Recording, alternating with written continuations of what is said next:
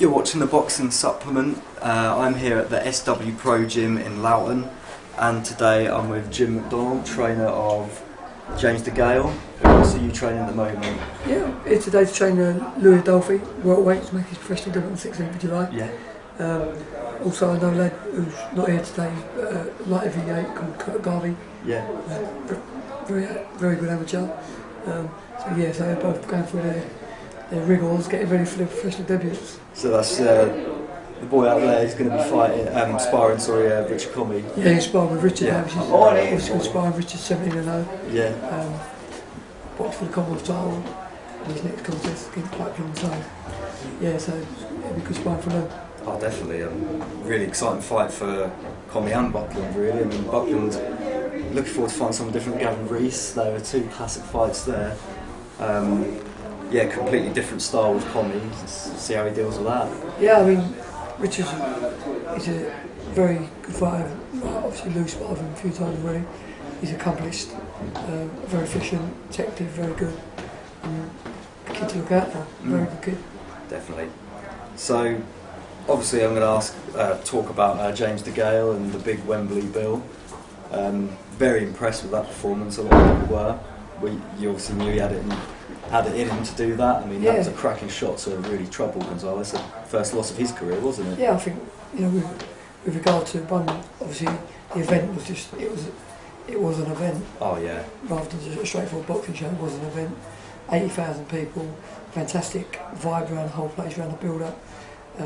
Had boxed on the back page of all the papers, which is great for the sport. Great media exposure all the way around, and they'll get into James. Fantastic for him to appear first on the bill, and he's now in everyone's minds, everyone's eyes, and as a mandatory challenger to Carl Froch, and he put a stellar performance on and made a statement, really. Definitely, that performance certainly earning the fight. It's something that Carl Froch isn't really wanting to talk about right now. You think he's going to want to chase the Vegas one, but as you said, with that capturing the imagination of the British public, back pages for boxing, that's brilliant. That's something that I think Eddie would like, certainly, as well as James and you would, and I think a lot of fans in this country would rather keep it here than Froch go to Vegas. We want another stadium fight, and James is the guy to do it. Yeah, I mean, listen, Carl Froch earned his stripes. Absolutely, hats off to the man. Never avoided no one, never attacked no one. Boxed everyone's been out there. If he goes for the Vegas thing, which is something that was a tick off, and good luck to him, whatever he decides to do. On James's side, we've got our own chapter, our own agenda, our own programme. So everything's got to be individual. As long as we know he's boxing for the world title his next fight, irrespective of if it's Carl or whoever, then James will carry on his journey. It's his time now. Definitely. So he'd like to be out by the end of the year. I think would that suit sort of him? Oh yeah. I mean, it's pretty much black and white. Eddie has said that James' next fight is for the championship of the world. Yeah. And just a matter of putting a date in place and the opponent, whether it's going to be Carl or whoever. I'm sure the next couple of weeks will be an announcement from somewhere just saying what's exactly happening. But James is he's taking over already. He can run me late today. He's just on a bit of me time, just chilling. Yeah. He'll be having a bit of downtime at the moment, still doing his little bit of standing. He's a good professional, and he's got both eyes on creating history. And so it means a lot to James to become the first Olympic gold medalist from our country to actually win a world title. What a thing to have, as well as a belt round your waist. So it ain't going to be too difficult to motivate James. No, definitely not. And you can see that he was up for that fight, and that was such a big occasion. I mean, it's hard not to be up for that fight. And what Eddie's, done for him there with. I think the thing is with James DeGale, with boxing, if you tick through his life from junior when he won every national title he could win, 8 junior ABAs on more than one occasion, NABCs, schoolboy championships. But you see from them fights, the people he's boxed on the way through, they've all gone on to do fantastic in boxing. So he's boxed at a very high level, always. When I'm talking Vegas, he's fought with world-class people. The better the opponent, the better he boxes. He's just got answers, and he's got a great boxing brain. He's a great athlete, great desire, great hunger, and like I said, now's his time.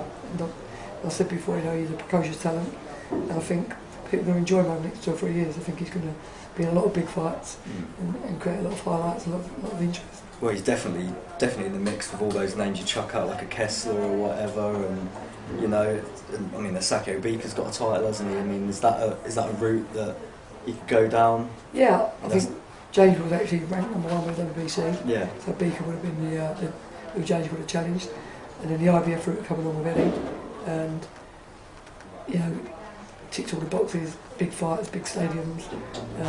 That's what James wants to be involved in. So he's kicked in with the IBF, and now he's mandatory. So it's just a matter of putting the jigsaw together and see what the final picture is. And James is a 100% professional, and he'll be ready, mind, body, and soul. That's what I hope happens, to be honest. I mean, if it is the end of the year, I mean, it's unlikely a stadium. It'll be an open air thing, will it? I mean, can't imagine what it'll be like in November, December anyway in this country. It'll be pretty miserable, but you know, that feels a big arena, certainly, doesn't it? I mean, yeah, I mean, listen, it's a fight that was, you know, just the magnitude of dimension.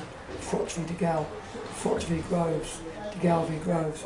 You know, reminds back of the days of Ben Eubank, Ben Watson, Watson, Eubank. You know, Steve Collins in the mix as well. So, you know, when you look at it there, you know, it's right back on that page, and you know, it was a fantastic thing at the time then, and I think now it could be a replica. Yeah, definitely.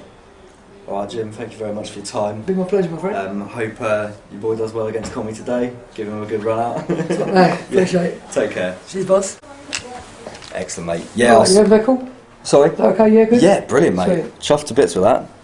That's the thing, just coming to the gym, I'm like, bloody hell, there he is. You know, it's so easy to just... No, because, yeah, my James is on all the Twitter and all that. Yeah. So, I think it's Jimmy Mac Jr. or whatever. Yeah. Get it, tell me what it is. Yeah, that'd be great, mate. I'll look at it later, so it goes over.